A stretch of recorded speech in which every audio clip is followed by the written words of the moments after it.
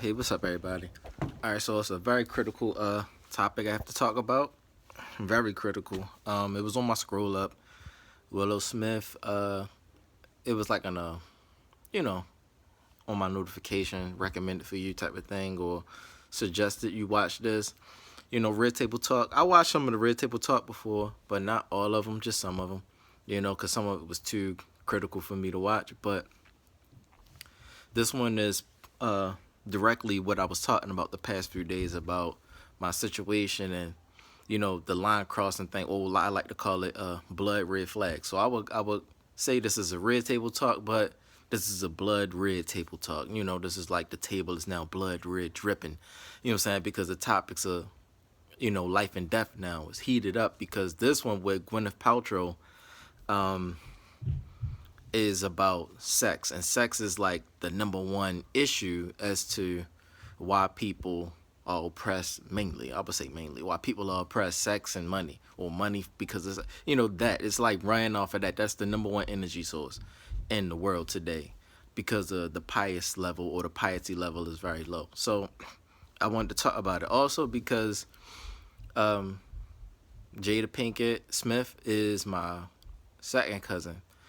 My mother told me that this big story, one day she was like, because I never met anybody on my mother's side of the family. Like, okay, I got my father's side of the family. I met a lot of family, cousins, and all this stuff.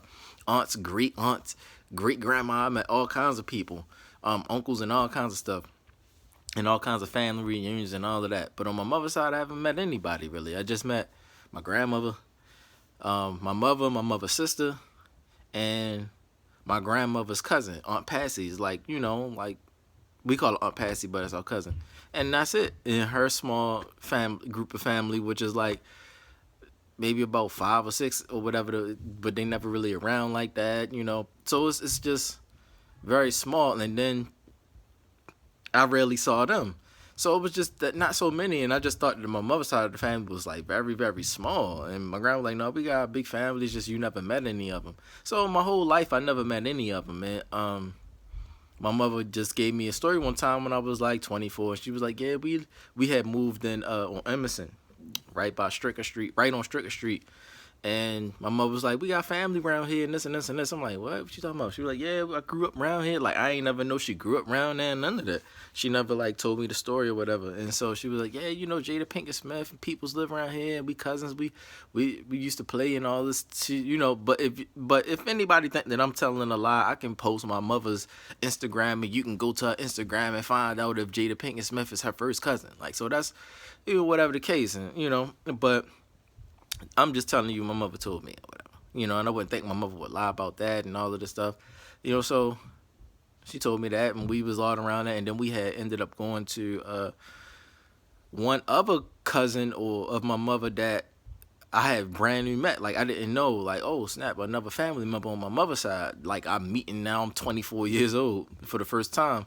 He had a coffee shop, and she was like, "Yeah, this our peoples and this and this and this," and I supposedly connected to Jada Pinkett and Smith and her peoples or whatever, and I didn't know, so I kind of like didn't really know how to carry the thing, but that's how it was. I just was like, all right, brand new family members and stuff, kind of feeling the lure, but then it was like, still didn't really meet anybody, just him, because my mother needed some information and all that, so it just kind of came across that I met him, he met me type of thing, and she wanted to introduce him to me or whatever, so that was it. So I didn't know. But yeah, that's what my mother told me. And so after my mother told me that, I was like, "What? Really?" I was like, kind of like, y'all be thinking people be, I didn't know how to take it, but I didn't, look at it. My mother was lying to me. So I was like, just didn't know how to take it at first. I'm like, "Oh, all right, okay. Well," and that was 2009. But now it's, 2021. I grew this, that, and the third. And so now I'm kind of like, on a pious path and all kinds of things. I'm talking about topics and serious life and death situations that I'm trying to get out there to the public and to the society, or not really the society, but to the planet and different kinds of people that know what's going on in this and the energy, and talking about different kinds of energy that's in the atmosphere and trying to keep a balance. And so that's my focus. And this topic came up with that, because I never thought to really go too crazy about it. Like, well, my cousins. Willow is my third cousin and all of that stuff. But um, going into it, it's kind of like there has been a connection, or maybe something has been said, because when I had told the story about the guy pulled the gun out on me when I was working, I was on a construction site, and he pulled the gun out on me. So it just kind of like, hold on, so it just kind of triggered, and so everybody got to know type of thing. So I'm pretty sure that it got to Jada Pinkett, and my mother told her family and her people, everybody in her family. So then everybody in her family, and it just kind of like word of mouth and spread, and it definitely probably got to Jada Pinkett, and Jada Pinkett got to the red table about this thing. Hold on, let's see what this is. This topic is about sex, as we see here. All right, RTT fam, fair warning. We are having a sex talk at the table, okay? Okay, let's bring out a couple little pleasure items. These are my Wolverine claws. No matter what it looked like on camera, if you haven't felt that before. All right, so the next thing I want to point out is you see, you can watch the video yourself if you haven't seen it or whatever the case. I'm just pointing out big. I'm pointing out the big the shotgun shots right here. All of the big hidden points that you need to focus on. To clue you in where the blood is coming from out of the flag. So that you can notice that it's just not a cordial type of thing going on here. All right, so the first thing you notice is the cutscene goes to this man and his wife, and they at this place, and the goop place that Gwyneth Paltrow owned or something like that. And the first thing the lady pulled out is like the the Wolverine claws or whatever. Like she pulled out what do the Wolverine claws got to do with sex? So it instantly, those of you who are eyes open and not focused on just the pleasure of sex and not understand how things operate, the guy's telling you, from the outside looking in, paraphrasing, from the outside looking in, you could think that it's pleasurable, or this is something that we want to do, or whatever the case, but you see the man, tears coming down the man eye, what's going on here? Like, what do Wolverine claws, what do Wolverine got to do with sex and all of this? So it's just crazy, yo. So it's just showing what I was saying, the proof of what I was saying, how people and women mainly are burning so hard, and because they don't have the physical power to take over a man, they use other means, other extreme tactical means to try to get that man that they desire, and they go crazy and things like that, and they can get so bad to where they can try to kill you with a gun and stuff like that. But it can get that bad. They just need a reason. They try to set you up just to imitate you and stuff like that. And switch stories up and stuff like that. Potiphar's wife type stuff. And so here it is. He's like, crying and stuff. Like, you can tell, like, this is not what this man want to do. He with his wife. He just want to probably be with his wife. You know what I'm saying? And they ended up in a situation getting pulled in because he don't want to do a thing. Like I said, like, that's how it happened with me. I don't want to swing, so I got women up there. Like, I didn't think that, I never been loved before by a woman, so I'm just feeling like, why women acting strange, and they just completely could not understand why, or whatever the case. But what's happening is you have two sides of the fence, and I'm not really here to point fingers at Gwyneth Paltrow or the lady from the Goop spot, but there are mixed emotions and feelings, and there's right on my people's side and right on Gwyneth Paltrow's side. So on both sides there's right and there's error where things need to be fixed and repaired. So it's kind of like a battle for real, and you can see that where there's some character issues and some that are not. So they just somebody's trying to win, and so Gwyneth Paltrow. The first time I seen Gwyneth Paltrow was on Great Expectations. That movie, I hated that movie because of how she used to play with the boy. It just happened like that. The guy had a job at her mother's house, and whatever the case, and he brought his son with him, and then while he tended to business with the mother, Gwyneth Paltrow plays the girl that is the little girl that has no friends, and so the boy plays with her, and then he would come back from time to time, and the lady would teach him etiquette and all of this extra stuff and raise him up in about kind of like in a royal way. And so ends up they becoming older, and then he's in love with her and all of this, and so they grew up from childhood up, and so they start getting a little intimate, but she's like playing with him a little bit, it seems like, or maybe she just don't want to go the extra mile, but then that she playing with him, because then she goes off and be with some man, I guess was rich or whatever the case. It could have been many different reasons you can pinpoint, but what you're noticing is that she didn't follow love. And so that's where you start getting emotional. Like, yo, like the guy becomes a painter and all of this. And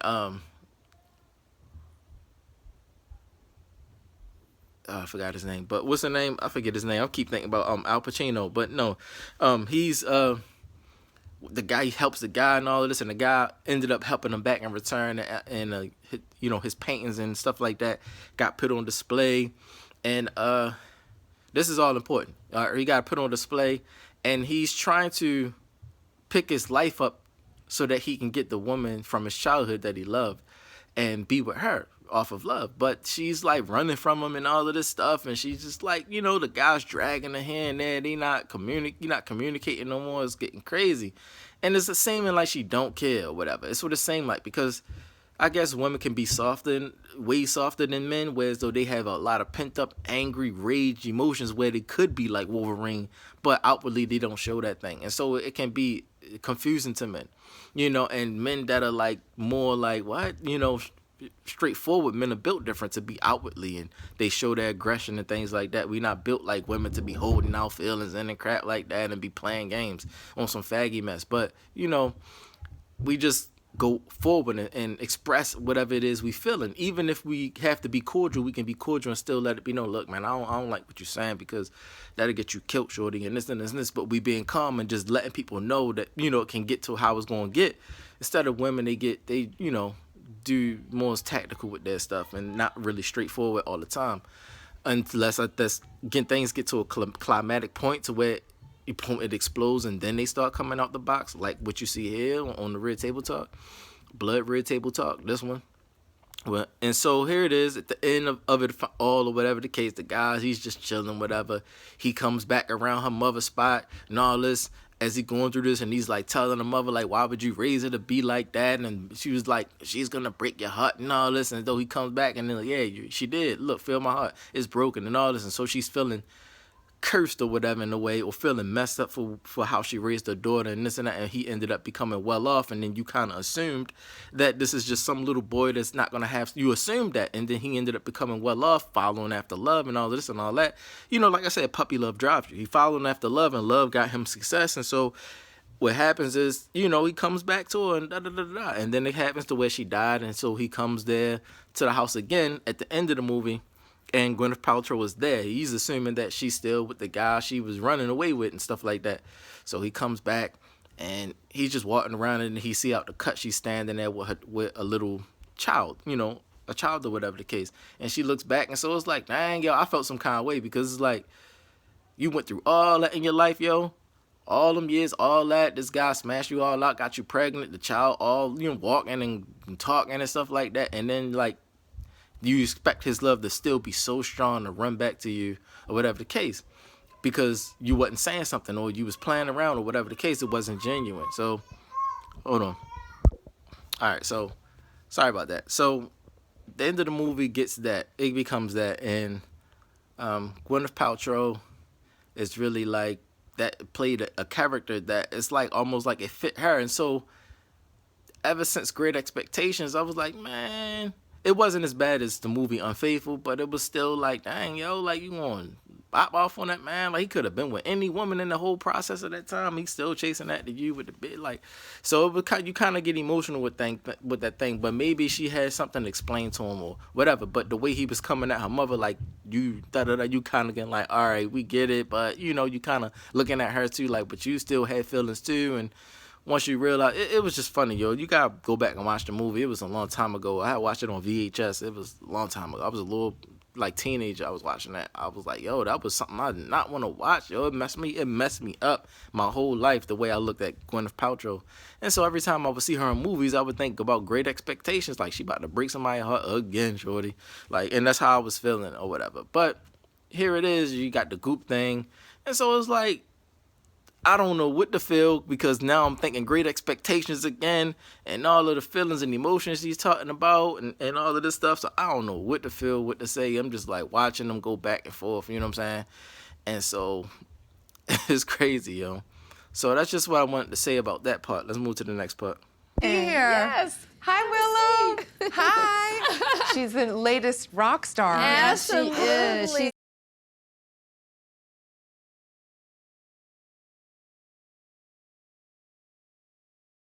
amazing. So exciting.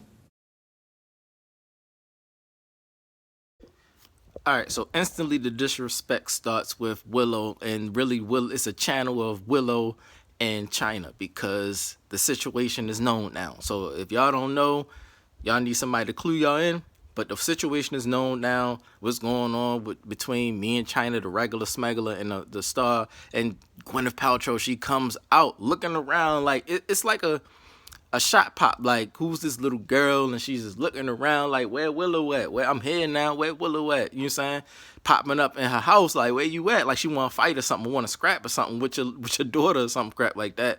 Where you at, Willow? What's up? What's up? And then she just waving at nothing, like, where Willow at? Like kind of like a pop, like a shot. Popping the shot back, like how it is in the hood. Like, look, you know where I be at, you know what block I be on, where you at. You know what I'm saying, type of thing. And so it was kind of like the same way, but in a soft way, because white people do it different, but their energy be the same. What's up? Where you at? You know where I be? I can pull up on you. What's up? But they not talking like we talking, but the energy is the same. And so Gwyneth Paltrow feels some kind of way, you know, because of the goop thing. She has a burning passion for somebody that she's trying to get to, and something is in her way, and she's trying to roll up on whoever it is in her way that she got to get to, or whatever the case, and she's going to do whatever she got to do to get to that person. But when you find out that the person you're trying to get to has a family that's famous, you come holler at them because it's a surprise to you. Oh, you related to Jada Pinkett, like they you second cousin, so your mother's the first cousin, so okay, y'all real close and all this and other, like, but you roll up.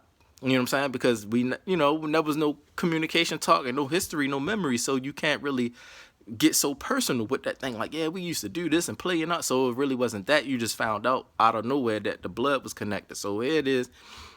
She popping off, and Willow's in Baltimore. You know what I'm saying? It's not a coincidence she's in Baltimore at that time. She's in Baltimore in a spot. You know what I'm saying? Like, not really wanting to be around Gwyneth, and Gwyneth is like, it's like Gwyneth gonna come and knock you out, and you don't want to scrap with her because you might feel like you want to knock her out, or it might get that heated to the point where y'all might really start trying to kill each other or really scrapping her. So you out of the loop, and she on site just like, where you at? And you on site. Instantly your emotions is already flared up to 100, and so you can't keep them contained, and so you can obviously see that's why you're not wanting to be around or whatever the case. And so that's what you see with Willow and all that. And so she's like, oh, blah, blah, blah, blah, blah. All right, so let's get to the next part.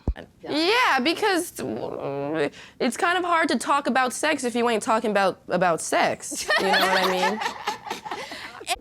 All right, so on this part, Willow saying it's hard to talk about sex when you're not talking about sex or whatever the case.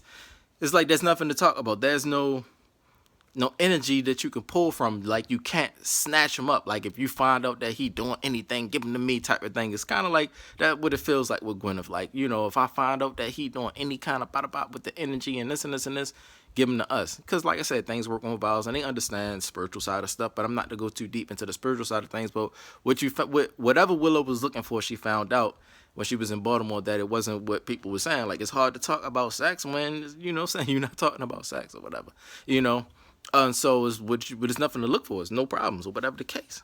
And so the watch work she did turned out to be that. And so she's like, bop, bop, bop, bop, bop.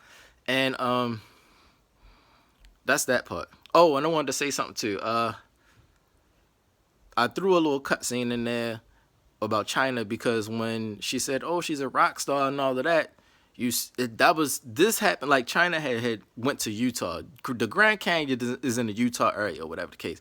So you go to the Grand Canyon, you know where you at, you can show it in the background. So she was at the Grand Canyon area. And so that's where she was at, the middle of the smiddle. You know what I'm saying? And you can see by her expression how she was feeling in some kind of way. You know what I'm saying? And here it is, Gwyneth Paltrow's popping up, like, oh, you want to pop up? We going to pop up too. And so she's like, where you at? Where you at? But she's talking to Willow, but it's a sub to China. And so, oh, she's a rock star. Yeah, because you see that she's a star, and then there's rocks in the back, like you saying, like, we saw you passing through, so now we going to pass through. It's like 100% they on point with that things. They're not going to linger. And that's the thing that another thing that all people around the world need to realize is that white people, they don't linger. The people that control things in American arts, they don't hesitate. Like, soon as you even snap a little bit or anything like that, or any kind of form of a smallest form of a, crumb level of a threat, they taking it to 100%. All right. And that's how they stay in power. Whereas though you being of moral character or being of patience and having some kind of virtue about yourself, you like be more patient with people, more slow with people. They not. Okay. So when that happened, that's why I put it like that, because it connects. Everything I do connects. So that's the Most High speaks to me. So everything 100% is accurate. You might can find other things in that was being said, but the main key of what I'm pointing out is definitely always 100% accurate, even though you can add to. So that's why I put China in that, and me and China have 100% connection and things like that. And so that's why Gwyneth pops up and all of this, and they just kind of like, it was like a, like 2-on-2, and they just fighting each other and all of this and all that, And so let's get to the next part. So sorry, guys. I got a dip. Okay, babe, I'm ready. Have a great show. Go kill it. Thank you. Mwah. How old is she? She's 20. almost 21. She'll be How is 21. she so wise and smart? She's like a Buddha. That part doesn't apply to me because that's not what I believe. Like Right. wisdom, Yeah. like pouring out of this child.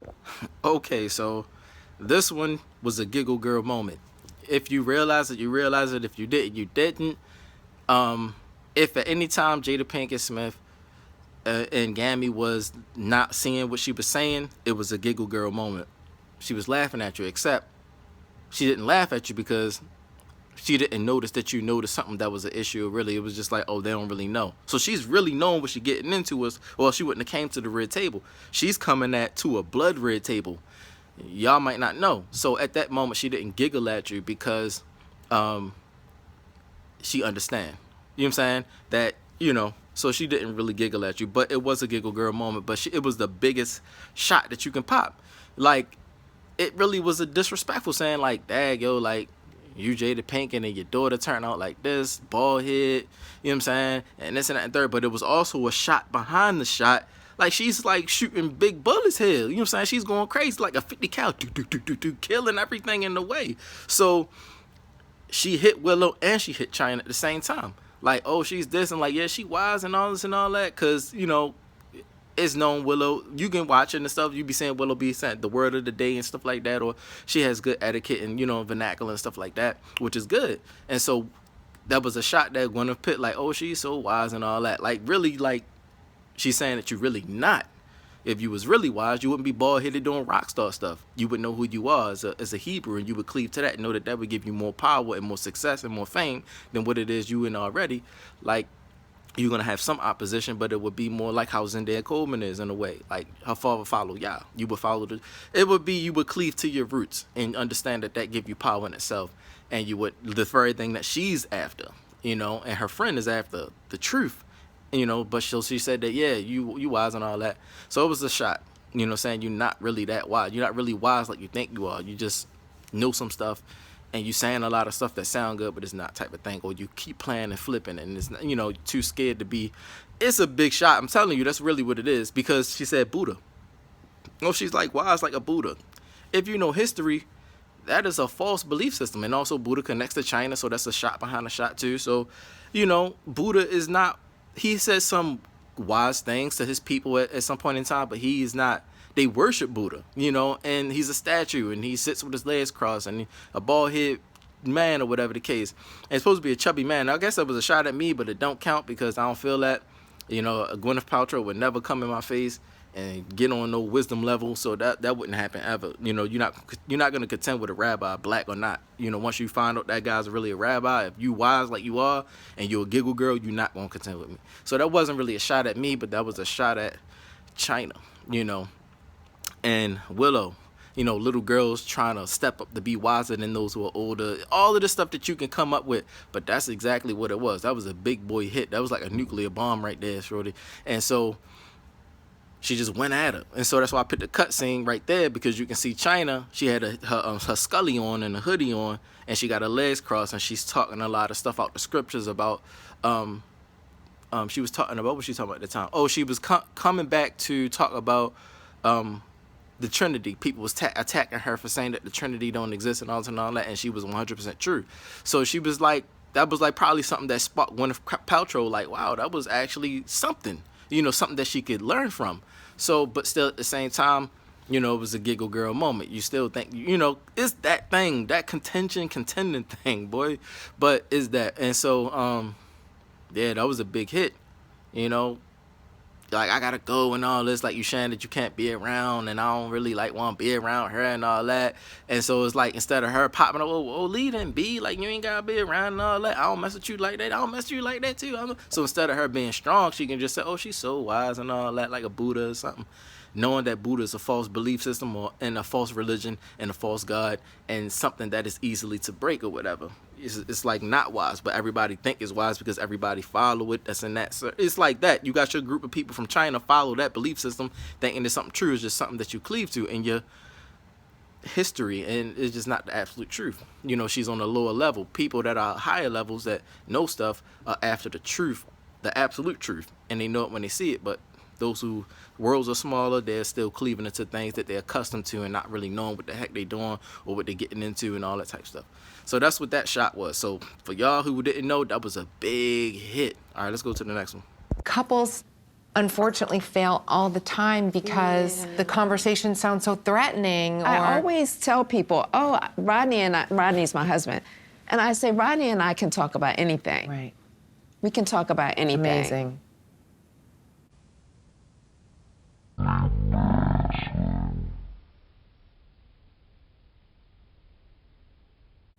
But the conversation about sex.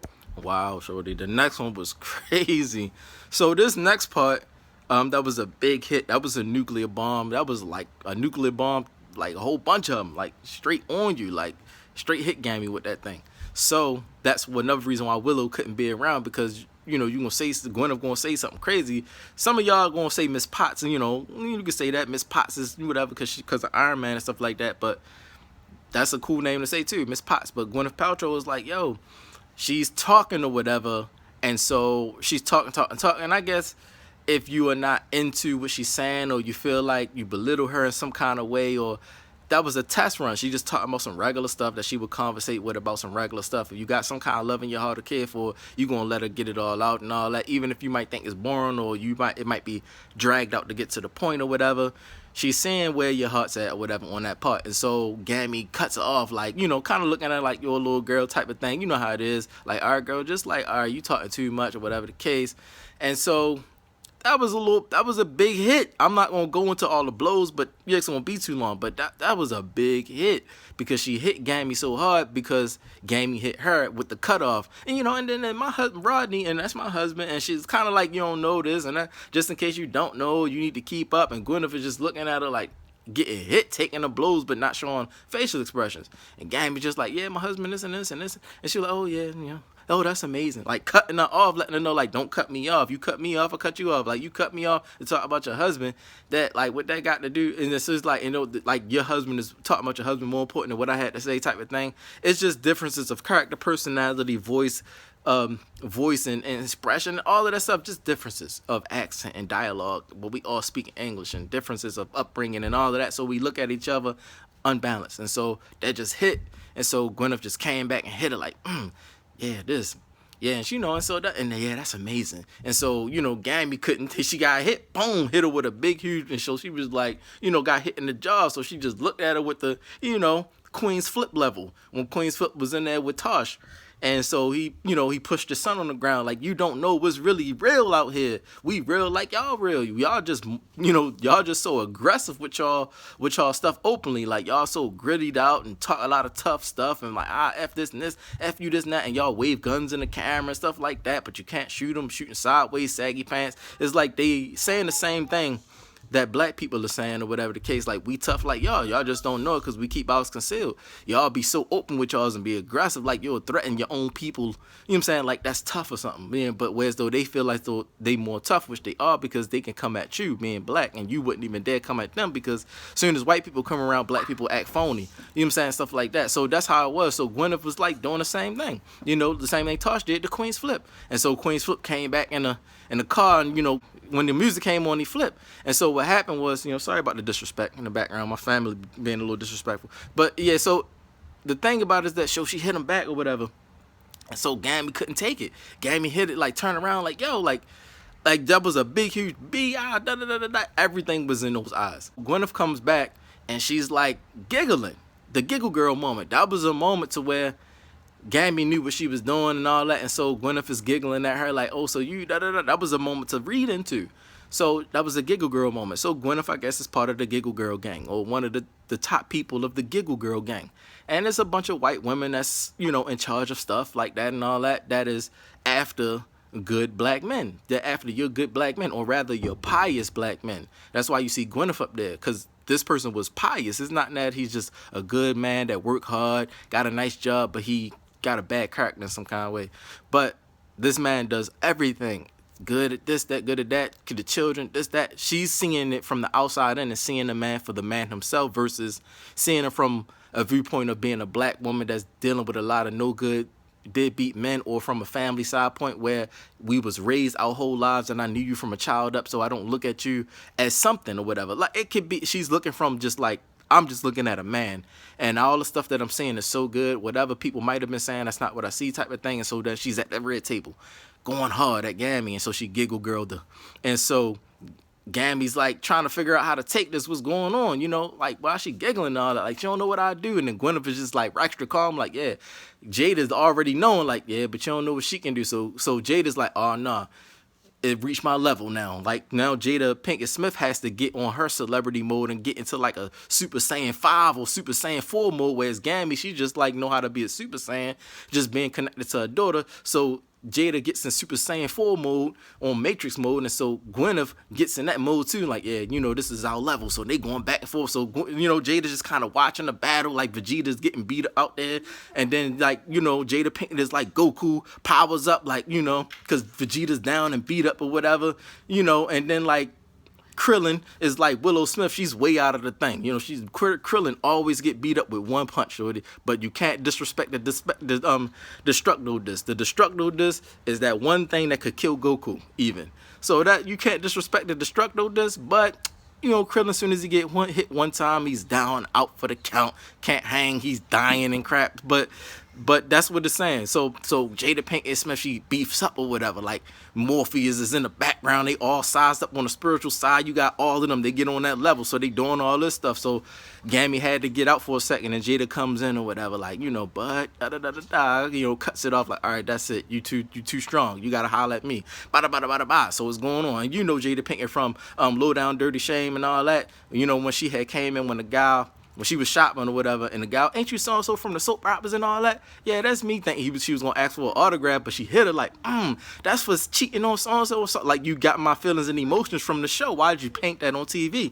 And so that's what I was saying. The same thing with Great Expectations. Why would you have that be painted and disrespect the man like that? Blah, blah, blah, blah. So they going back and forth and all that. So that's that part, yo. Let's go to the next part. Sex is difficult. Right. It doesn't mean we're not talking, but it's difficult. Yes. And I still feel very shy about it. I still have shame. I still have all of these emotions that make the conversation difficult. Right. Yeah. Right. That has been my struggle my entire life. Yeah. And I'm like getting ready to turn 68. Yeah. Gosh, you look good. Does it show? Wow. I know. I know. She really does. Yes, definitely. All right, so the next part, Gammy's just like, difficult, like overemphasize on the word difficult or whatever the case, because, she's more old school, and she's like, look, I'm 68 and all this, like, I ain't got time for no little girl or whatever the case. Like, she's kind of not looking at her like Gwyneth, but at the same time, you can't not look at her like Gwyneth or Miss Potts. So you just like had to let her know, like, look, I'm just a regular old woman that's 68 years old, and I ain't got time for that, and difficult people and all this and all that. That's pretty much the end. But Gwyneth is on the background like, right. Like, I hear everything you saying with a straight face.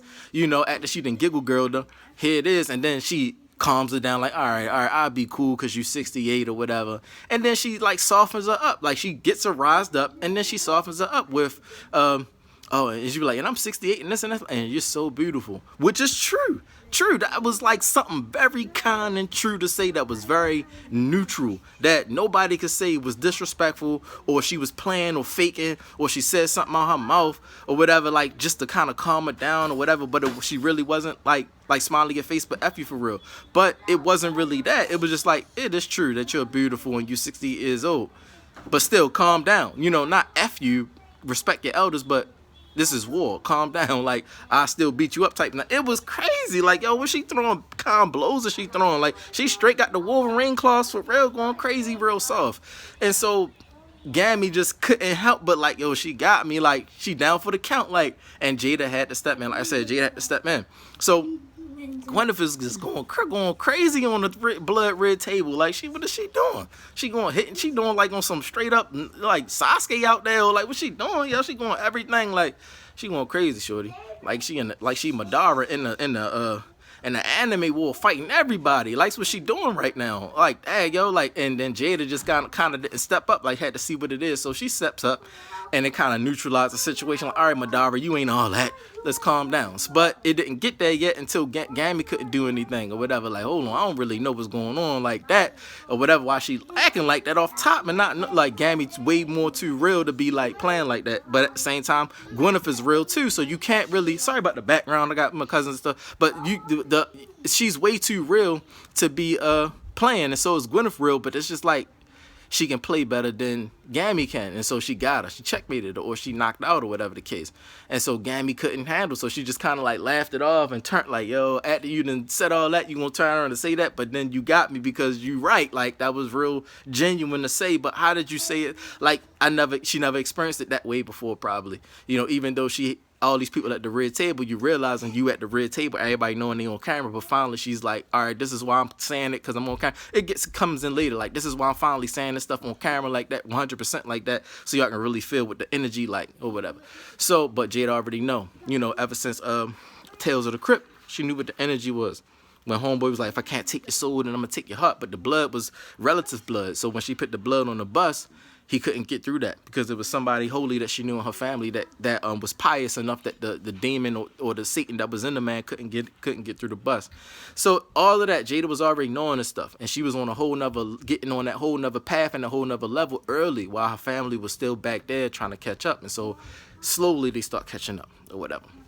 So here it is, that part. So let's go on further. Otherwise, we stay in victim Yes. consciousness, right? Absolutely. Like, someone's doing Absolutely. something to me. I Or can't not do doing for me. Right. And then you don't grow. I always think like that's the devil's biggest trick, is to like not orient us around accountability and more around victimhood. Because victimhood, you're like, this is my get out of jail free card. Like, I don't need to look at my oh wait. That you can curse. Okay, Go okay. right ahead. Okay, sorry. It's they hurt me. They Right. did this to me. I can be over here and be resentful. Yeah, and be angry. Right. And be And then we don't get vengeful. anywhere. Nope. Right. Especially for women, for us, sometimes that's a very difficult subject to talk about, accountability. Yeah. So, All right, bam. So Gammy's out. So she comes and starts talking some more. After she got her respect, she had to earn her respect, which is something that you should not have to do.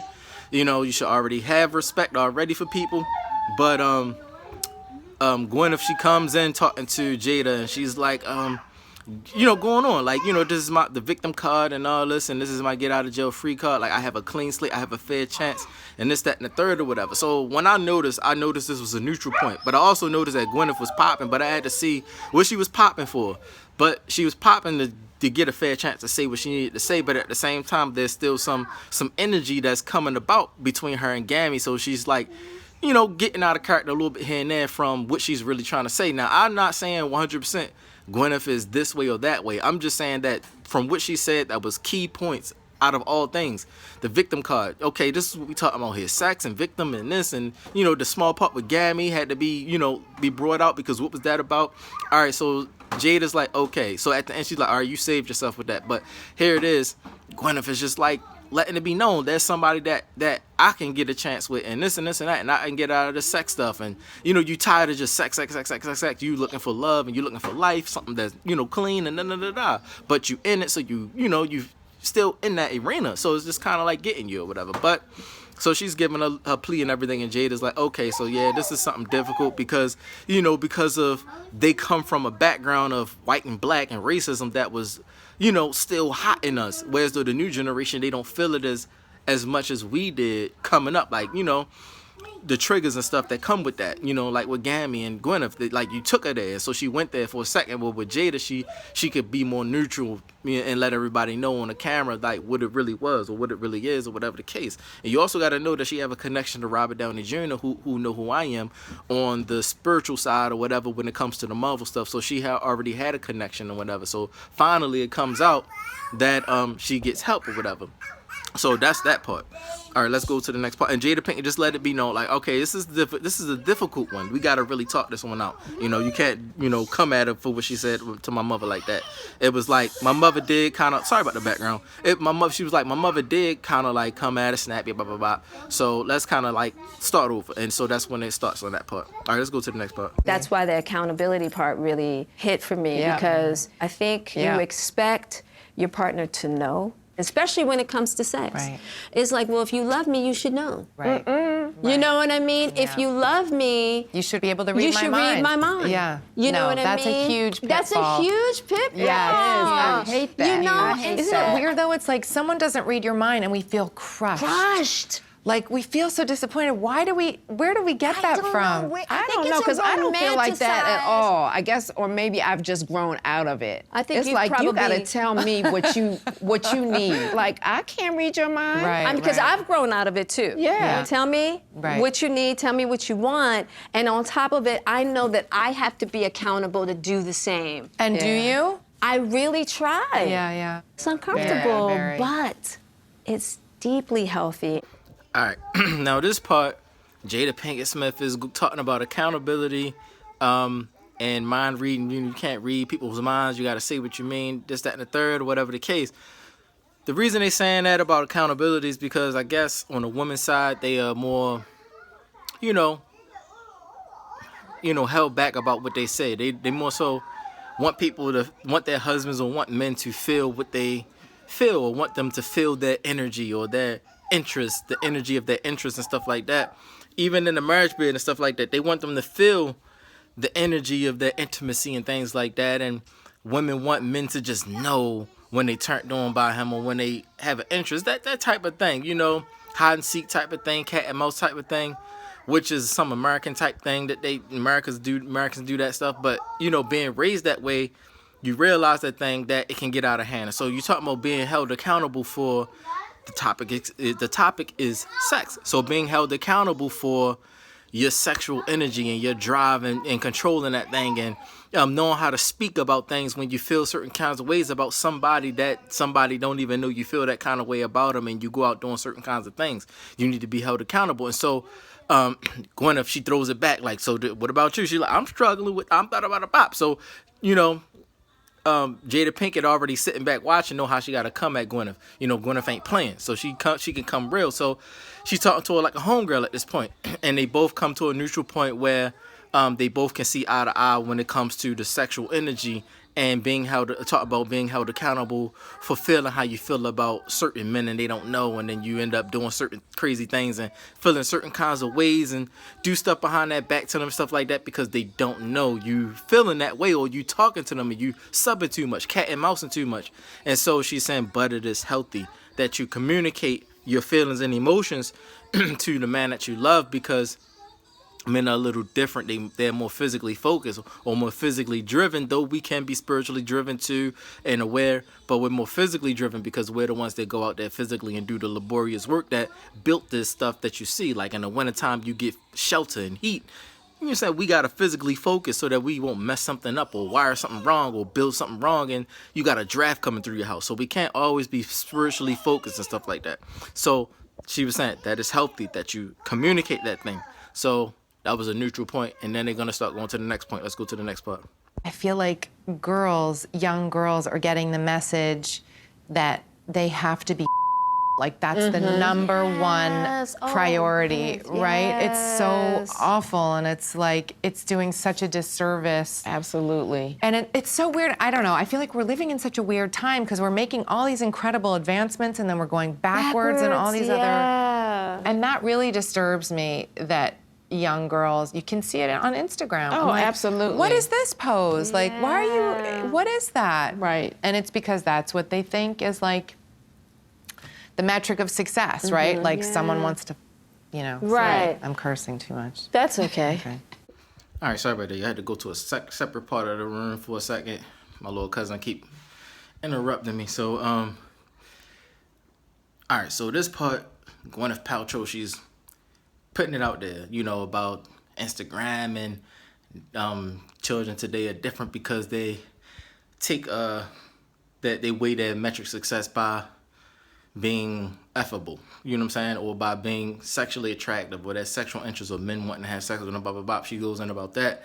And she also weighed it from the times that she was growing up to now, even though they had that form of it too, and it was more stealthy, it's more open, out in the open now. And so now it's like that's the only thing they got on their belt to kind of weigh their metric of success is being a men wanting to have sex with them and stuff like that, on site type stuff, or, you know, women getting surgical transplants and stuff like that to make themselves look whatever, putting their bodies at risk and putting their health at risk and stuff like that. So that's pretty much what she's going on about. And so that was a good point where she was trying to say, look, man, things is different, times is changing, beep bop boop, you know, kind of like I want out type of thing. Even though the only thing she got to fall back on is what she got to fall back on. She's looking for a way out. She kind of like putting that on the table, but she's also trying to say that there's a neutral ground here where there can be some acceptance between the two. And whereas though like when she gave she giggle girled Gammy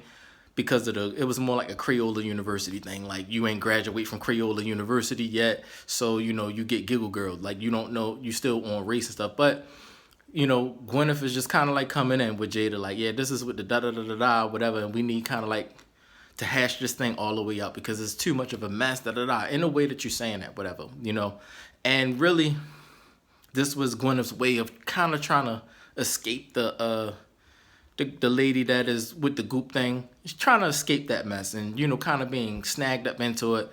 But really, you know, you speaking on the background for somebody or whatever, and the girl pops up later, like, you know, where's all this energy kind of coming from, or where da da da da, what you trying to say?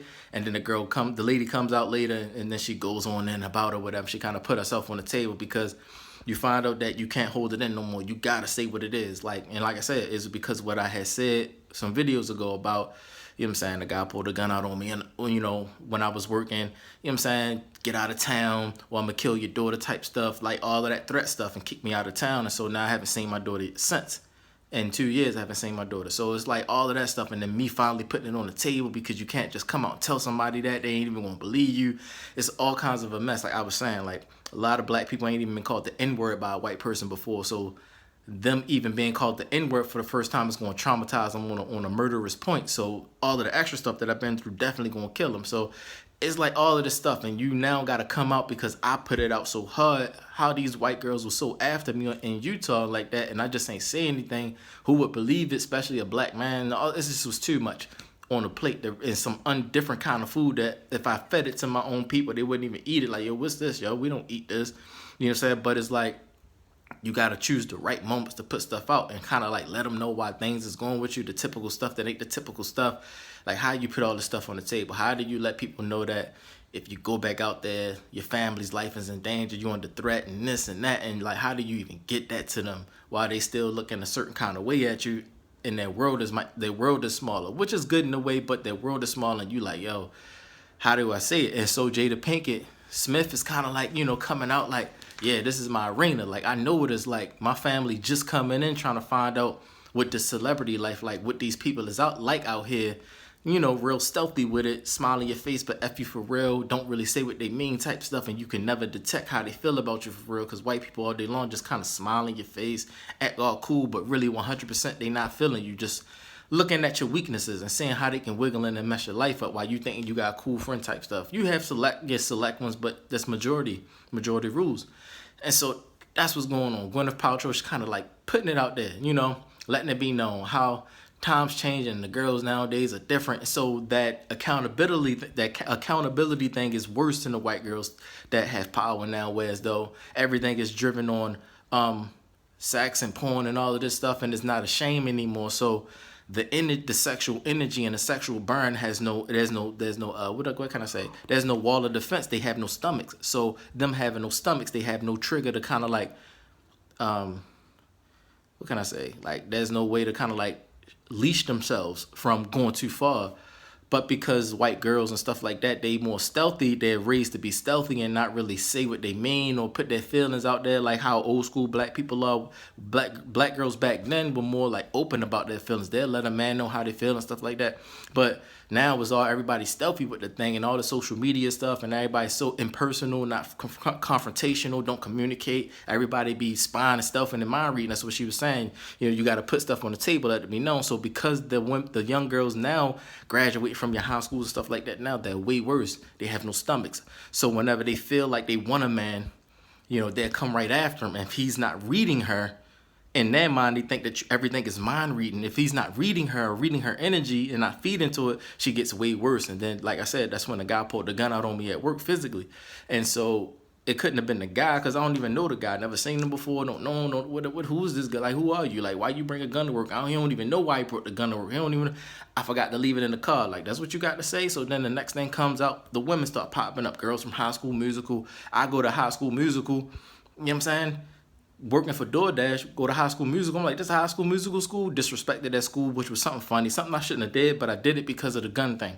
And so disrespecting that school, they start following me around. So all of these High School Musical white girls following me around while I'm working, putting my life in sexual danger because I don't want to swing or whatever or cheat on my wife or commit adultery. They feeling some kind of way like, you know, no, we swing around here. Like, whatever she got, I get too type of thing. Like, if she got you, I want you too. And it became that thing where they watched me so hard to where they started desiring me that kind of way. And so it became a problem. And that was the beginning point of me being a problem to them or a sexual problem. Like, I'm a sex offender.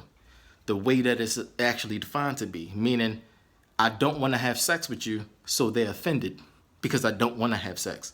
I just want to be with my wife. So they're offended. So now they want to try to make me to be this type of person that's like, oh no, he's a sex. Like, you know, how they play with their words. That's why the English is made that way. It's called spell words. Put spells on you, make you think a certain kind of way. So that was the beginning stages. And now it got to the high climatic point to where Gwyneth Paltrow, as you call Potts, if you know from Iron Man, she comes in and she's like, putting everything on the table for herself, trying to clear the air for herself. And then here comes the lady, she comes in, you know, and she kind of like puts her stuff on the table, and we're going to go into that part next. And so kinky is about the taboo. Okay. If something feels taboo to you, then it turns you on. So it's that edge, and there's psychological kinky, and then Like, there's what is more... an example of psychological kinky? So psychological kinky is like we want to play with power, or we want to role play. So we may want to surrender in the bedroom. We might want to give up power, give over, or somebody be in control in the bedroom. Or we like playing in fantasy and roles, but it feels like, oh, I'm doing something naughty. Yeah. And then the other aspect is impact aspect. So it's more of a sensation aspect. So people who like spanking or people who like ropes or that intense sensation. And then finally we have the shapeshifter. And the shapeshifter is someone who's turned on by all of it. They want all of it. They want more. They want all the things all the time as long as you can possibly have it. See, that's what I think I am. You could be. They love it all. Yeah. And they want more of it. Oh, like, God. all the variety, all the different things, all the flavors, the smorgasbord of sex. I'm tired just listening to you.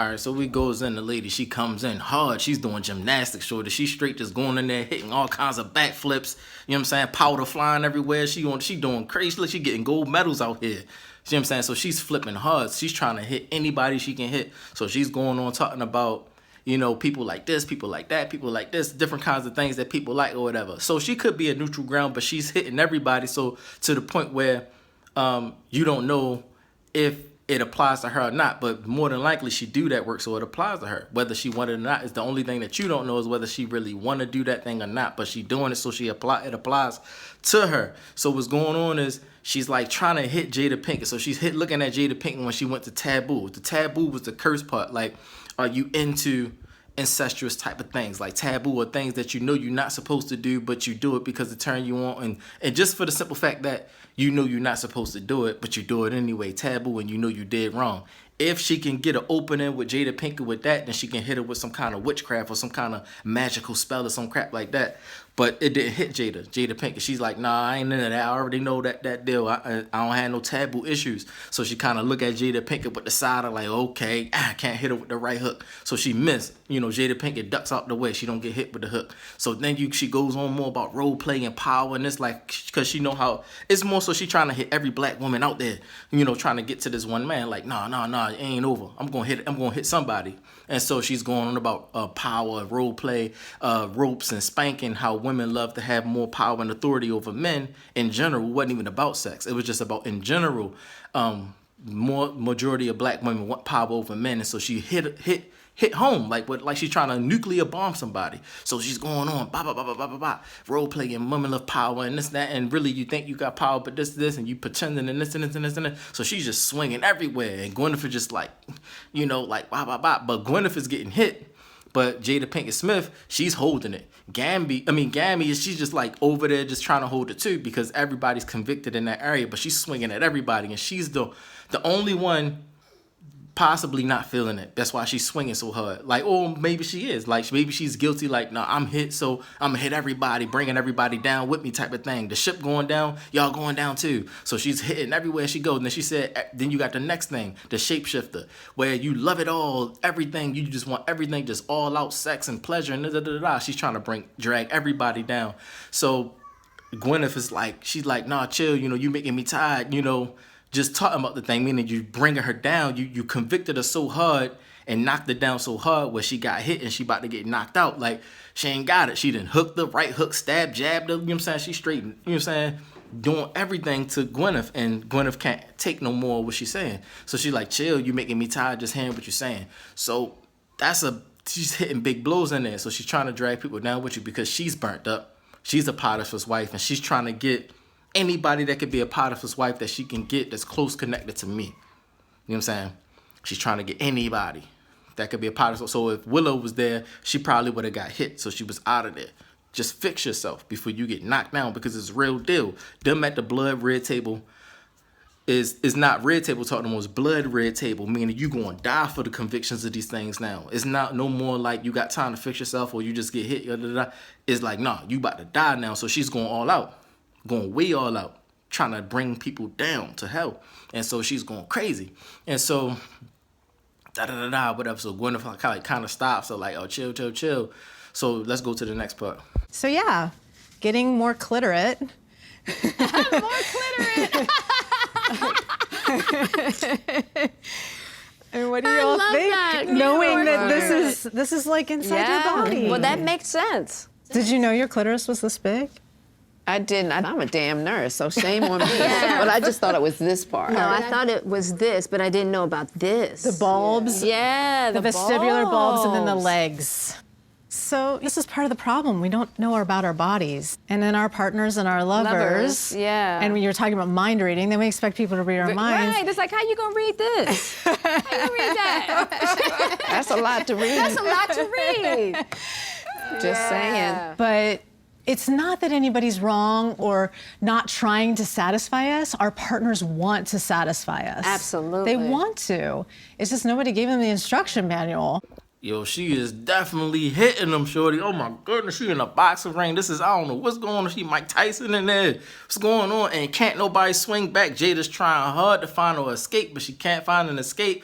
Gammy can't find an escape. Gwyneth can't find an escape. Be like, yeah, we're going to drag them down. What is Gwyneth already dragged up? She's dragged up and dragging them down hard because she brings out the doll baby vagina thing and trying to like show them this, that. But what she did was she knew that she convicted every last one of them to hell. So now that she know that she can convict them to hell, now she brings up the vagina saying, now look how big your thing is. Like how they telling the man he's big-headed. You know, so you're like, look how big-headed y'all are, or whatever the case.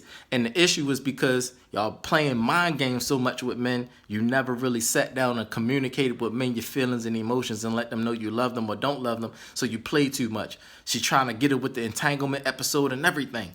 So she's trying hard to drag him down. So they try, like, if I don't come on the thing and get him out of there and bail her out, bail my cousin out, then there ain't gonna be no bailing out. Like I said, because they found out that Jada Pinkett Smith is my cousin.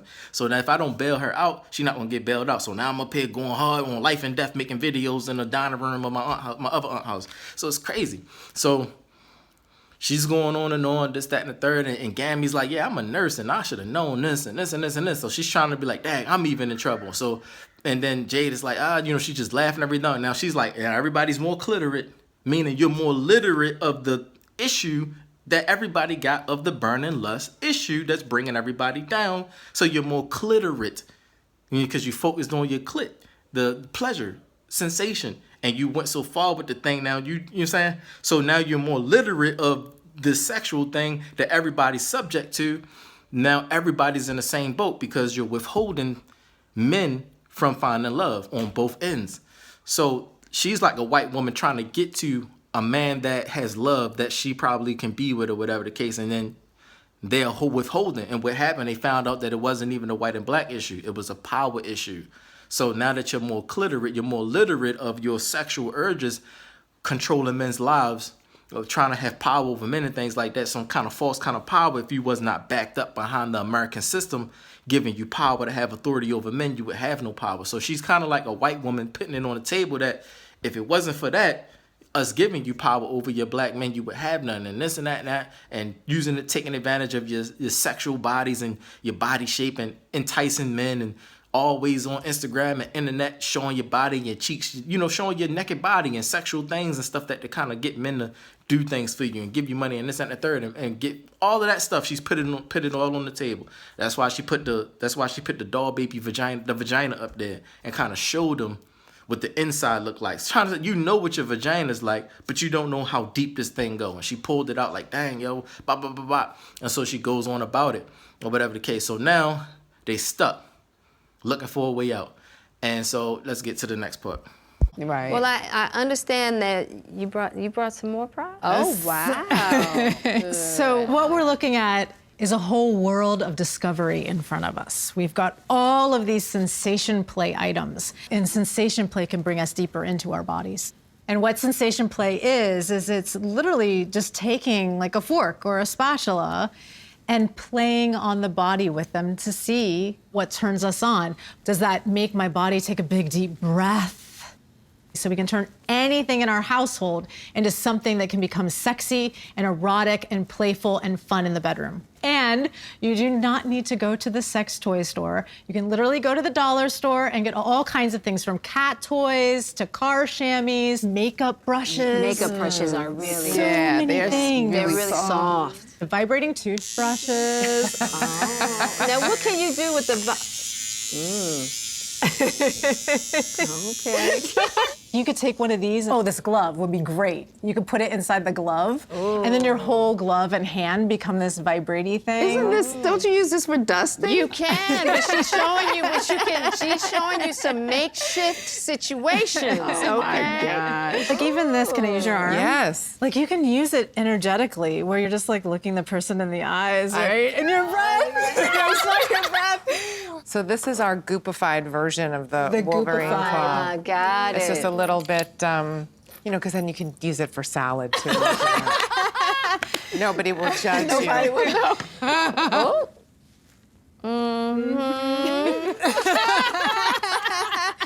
Oh. Oh. What would you do with that, Jada? Spank somebody. Tap on the fanny, never hurt nobody. It didn't. And a little tip here on taps on the fannies. This is going to be more thuddy. This is going to be more stingy. So different sensations. This is broader, so it's not going to hurt as much. Exactly. That's where I But like to this be. one, Broader. A little bit more. That's a little bit more stang on it. Really? Like I like what? the idea of being blindfolded. I don't like the idea of being tied up. Yeah, I could see that. What is it about tied up? then I'm out of control. Control.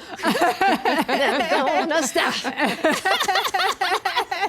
But that's for somebody who likes to relinquish, I would say. Well, I'm gonna leave it to someone the sex who likes therapist. to relinquish and lose control Yeah. will love the ropes. Or sometimes somebody who has a lot of shame because all of a sudden what's happening to them.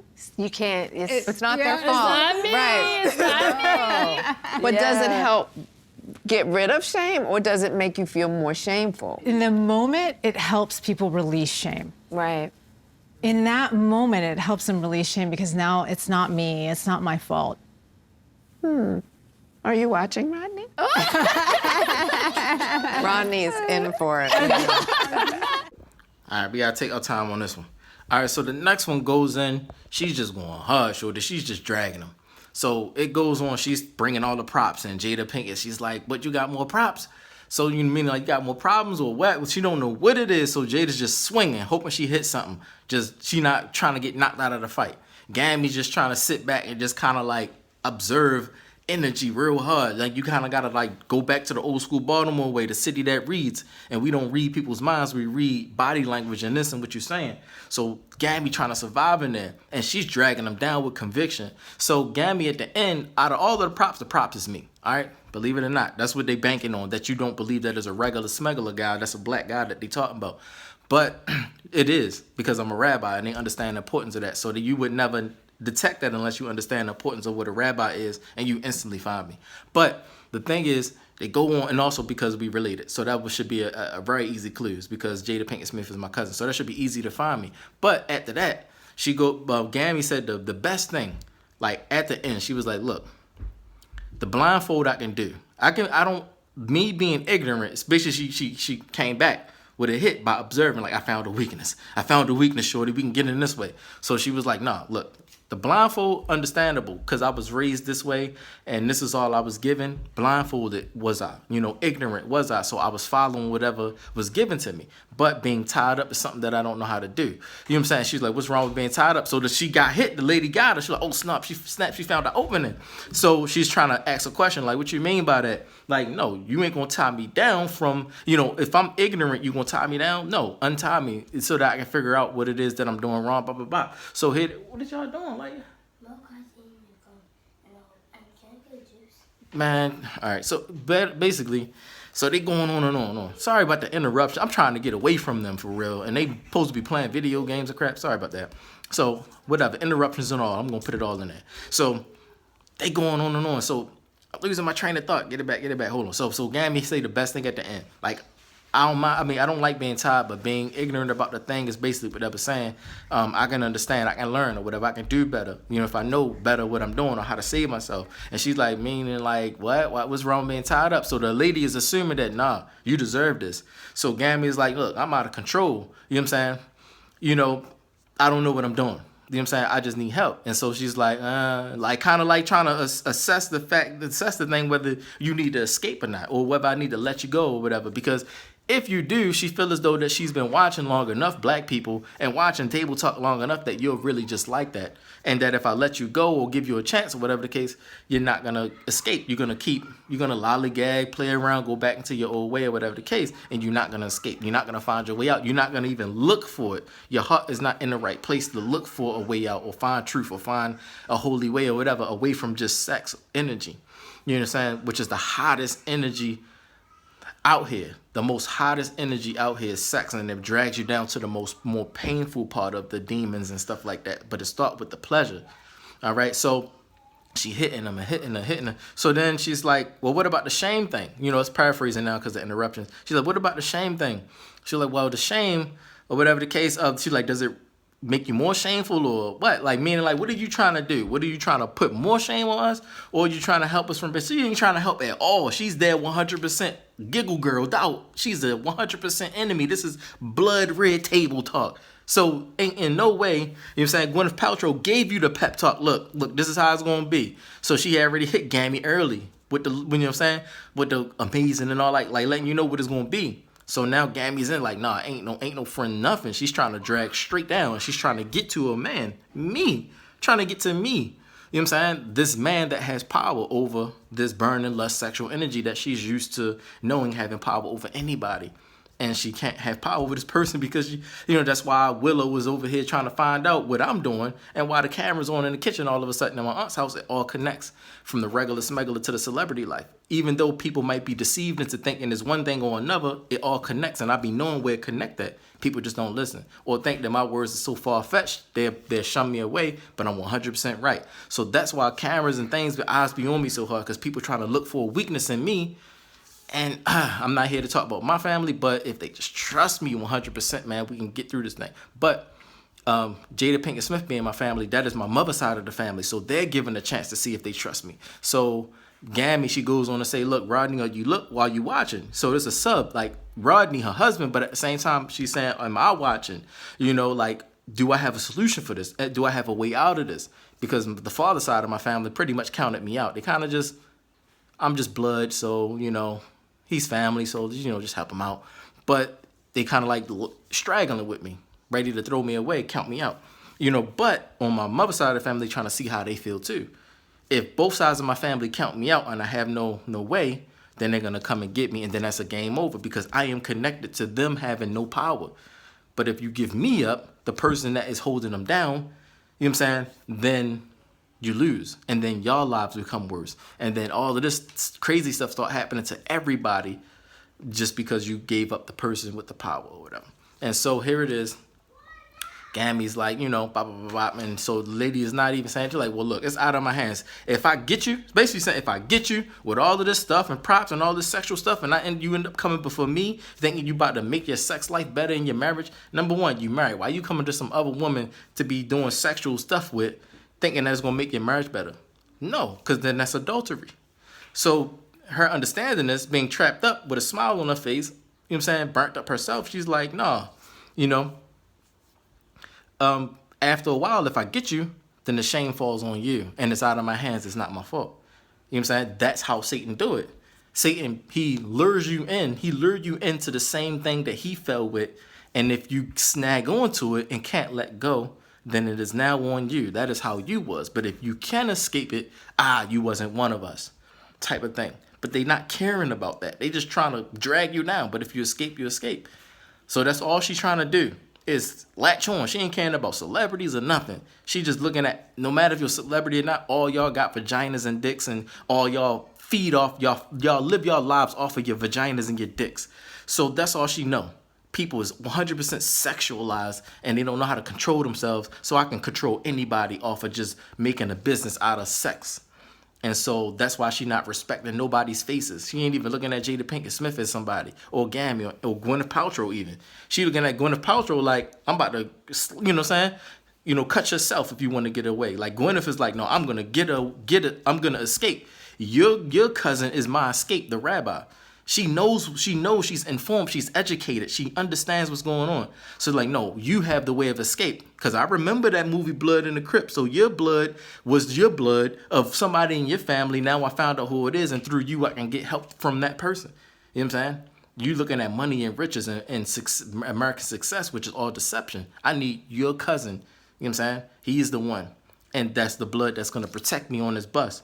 And so that's why Gwyneth Paltrow is there. And she's trying to escape. And so the lady is like, with the Wolverine claws. What in the world Wolverine claws got to do with sex? I don't know. But she's like, no, I'm going to cut you. So Gwyneth like, no, I'm going to cut myself. So she did it herself or whatever the case. She got that much respect. If it worked, you better run. That's what Wild Wild West people do. Like if you try to betray us, I'm going to shoot at you. Like I'm going to give you time to run, but I'm going to shoot at you. If you get hit, you get hit. Because you be family members and stuff like that, but they consider it as betrayal, but they understand you don't want this because it's a miserable life. That's what they do in the Wild Wild West. The Wild Wild West is Utah. You know what I'm saying? On tumbleweed. I'm telling the truth. So she gave Gwyneth Paltrow a way out, as you call her, Miss Potts. She gave her a way. Like, look, do this. It's gonna be a symbol. You know what I'm saying? I still got you. If he can't get you a way out, or if I can find something wrong with this guy, I can bring him down with you, and you have no escape. You gotta get dragged down with me and his whole family on both sides. His father's side and his mother's side gonna drag you down. But the whole time, the regular smuggler people, like my family, they don't know what the heck going on. So this stuff be happening to us subliminally. Like so Jada Kiss said in one of his songs, like, you don't even know them people who put you in the issue in. You know what I'm saying? Like, you don't know those people that put you in the mess you in. You just getting dragged around, getting used and stuff. Like, you know what I'm saying? So this was a big hit, but it's not gonna work because I'm too strong for all that. Like, I sit in front of that lady talking about sex all day. Like, all right, so when we gonna talk about marriage though? You know what I'm saying? Well, a lot of married people come to me. Well, it ain't marriage then. You know, checkmate. It ain't marriage. So everything you're doing ain't got nothing to do with marriage. So why be talking? Checkmate. So I'm gonna checkmate her too quick. So she gotta find weaknesses. She's looking for weaknesses in my family, both sides. She already found weaknesses in my father's side of the family. So now she's on my mother's side of the family trying to find weaknesses. You know what I'm saying? So here it is. All of this Utah stuff. I'm telling you, they've been on me hard, yo. Hold me so many stories I got of women trying to have sex with me and stuff like that. Old women, young women, little girls, teenage girls, virgin girls that's been in high schools and stuff trying to have sex with me and stuff like, yo, like, y'all crazy. The young girls are worse. They don't care about nothing. They want straight, hardcore physical sex. And I'm like, yo, if you don't get out of my face, yo, trying to get me fired by jobs because I don't want to flirt with you on the phone. So you want to tell my boss and try to get me fired because I don't want to flirt with you. And I'm like, I'm married and you don't care that I'm married. I don't care if you're married. I want it too. What she got, I got. I want it. I want. That's how slave women think. White women, the slave masters, how they think. They whatever they want, they want. Like, I don't care if you're like, no, yo, not me. I don't care if you lift all the weights in the world. You ain't gonna overpower me. You ain't gonna rape me or nothing. And that's the part. They not like the white men that can throw some money in a woman's face or overpower a woman or rape a woman somewhere. Well, whatever. Woman ain't gonna do that to me. You're just gonna be mad as ever for the rest of your life trying to figure out a way to get to me, and then you're gonna blow up. And you're going to be doing everything in your power. Your whole life is going to be focused on just me. And that's what happened in Utah. I had to get away. I got kicked out of town. But at the same time, those married men that were swingers, they saw that I wasn't swinging and they helped me escape. But my daughter's life is in danger now. So if I go back to work, something that you can't tell no black person ever, they'll kill my daughter. And you thinking with a bullet, but no, they'll crash into a car. Oh, lady got into an accident and the baby died or something like that. They know what they're doing. They do stuff like that. That's why you're watching this Blood Red Table Talk, and Gwyneth Paltrow was kind of like subbing you, like, this is how it's going to go. I'm talking kind of smooth, but I'm being disrespectful at the same time. And you catching it, and it's obvious now. So there's no way that you can say that I don't know what you're saying. So you need to catch up quick, very quick, before this lady come out. So here it is. That's all they did in Utah. But because I'm too strong and too moral of a person, I'm too good of a man. I'm a very holy man. You just... It's easy for them to see that I'm a holy man, but somebody from my hood that talk like I talk, dress like I dress or whatever, same slang and stuff, they don't see it. You know, but it's easier for somebody else that's not what you are to see it. So they saw that and they just chasing me down. But what they never gonna do is come into my literal hood and be like that because it's gonna be obvious. They don't want to be too obvious, but I'm bringing them out. That's all I'm doing is exposing them at the same time, hiding out. Till I can get some kind of clear air because I'm trying to get to my daughter. I don't know where my daughter at all. I haven't talked to her in 2 years. You know what I'm saying? So I haven't seen her or nothing. So people ain't understanding. But that's what's going on. So now somebody got to pull that lady out. She's on the Blood Red Table Talk. I can put it out now. Now we can go forward with this thing. Let's go to the next part. I just feel really grateful to you both and also Willow out being a rock star. Oh my God. For having this forum. It's so powerful to watch 3 generations of women who love each other and respect each other, learn from each other, and ask questions. It's such an amazing format that you guys have created. Thank you. So powerful. I feel really lucky that you invited us to come. Are you kidding me? Well, we're lucky to Anytime. have you. I mean, I'm so Yeah. glad that Goop turned out to be more than just about household and I know. She came with the fire. you came with the fire. And don't forget to watch Sex, Love, and Goop. All right, it's over. That's all the trigger points or whatever. You know, Jada Pinkett is just going on looking for help. Don't forget to watch this chick. She on is whatever. But all you gotta do is stay focused. It's a sign for you to change your life. So it's a lose-lose if you heard what she said and you're hearing what I'm saying to come back to the Most High and all that stuff. The same stuff I've been saying that black people run away from all the time. Always saying Jesus in his name, not Jesus. He's not white with silky smooth hair. All of this stuff that y'all cleave to all the time, every day, thinking nothing about it, like Thanksgiving, Christmas, all this bull crap. It traps you up. You think it's nothing, but it's all lies that they made up to keep us oppressed. And so the only way to get out is she's setting it up. White people are not stupid at all. They control the world, yo. They not stupid. You just think that. You know what I'm saying? But It's time for them to come out. Why? Because they're getting tired. They're getting really, really tired. Why? Because I had said something one time, and they found that it was so wise what I said that they try to keep me in Utah. That's why my disability got cut and all this stuff. They want me to stay in Utah and benefit off of what they have to offer me as long as I stay there. But I ended up leaving. You know what I'm saying? Because somebody, that's what became the internal war. Everybody started clashing with each other. Somebody pulled the gun out on me while I was working. And, you know what I'm saying, threatened me and kicked me out of town. You know what I'm saying? But they thought it was for my safety or my well-being or whatever the case. And that's how it happened. They was ready for me. They had the bus ticket and everything ready. They would set the whole thing up. You know what I'm saying? They called the police on me. I had my son in my arms. He was just born, like about 3 months. They called the police. The police came in. Look, somebody gonna have to end up getting out of here. We throwing somebody in jail. So they thought that it was best that I get out. So they had ended up giving me the bus ticket to come back, and I end up back in Baltimore at my uncle's house. And from my uncle's house to my aunt's house to my aunt's house to my other aunt's house. Got on my feet, tried to test the water, see what's going on, see if it's just there or here. See if they chasing me down. Got my own apartment up the street, 2-bedroom, 2-bath. I'm working everywhere. I'm in Virginia. I'm in Atlanta. I'm everywhere. So I end up getting an apartment, 2-bed, 2-bath. I'm in there, $1,300 a month. Doing good. Next thing you know, they cut my pay. The landlord lady, like I said that, look, you can't escape. She said, you can't escape. I'm like, why are you telling me I can't escape? And then I'll get up and walk away anyway. Like, man, get out my face. Same energy I had in Utah. Like, man, get out my face. I'll get up and walk away. And then the door's locked. The rental office door's locked, but it's like open office hours. Like, it wasn't locked before. I was locked now. Like, it's not supposed to be locked at that time of day. So I'm like, why the door locked? I'm looking at it like, why the door locked? The front door to the rental office locked. She like, oh, I said you can't escape. Like, she didn't stutter or nothing. Like, I said you couldn't escape. Well, you can't escape. Like, she told me twice that, like, somebody told her to say this or something like that. And so I'm like, looking at it, it triggered me because that's what they said in Utah. You know what I'm saying? When I was working, you can't escape. And then I was doing DoorDash. These girls came up in there like they wanted to bank me and all that. You know what I'm saying? And I already told that story on my scroll up on my Instagram. You can see that. And they came in there. It was like, and I'm being all cool like I am, all regular cool. And the girl start liking me and all this. The pretty girl pushed the fat girl out the way like she want, oh, he's some guy, da. You know, you looking at the parents. And so as soon as I start talking, she was like, oh, he real cool and all that. He ain't really gutter or nothing. He like, and then next thing you know, the girls come in and I walk out because I felt energy. So I'm like, nah, I'm gonna hurry up and get out of here. Put the stuff in the DoorDash, zip it, go out of here. And then as soon as I walk out, the girl like, you can't escape. She said, they start saying that, like, you can't escape. I ain't even look back, just kept going. Got in the car, told my ex-wife, I'm like, yo, like, these girls crazy, shorty, let's get out of here. So I'm telling that to my ex-wife, her name Tanika, and my daughter was in the back. She was in the car seat. So we would go out there with my daughter in the car seat, and we would do the DoorDash, and you know, blah, blah, blah, so we can make money for rent and stuff like that. Because, like I said, the guy put a gun out on me while I was on the job, and so we did that. We was trying to test the waters and see what really was the issue.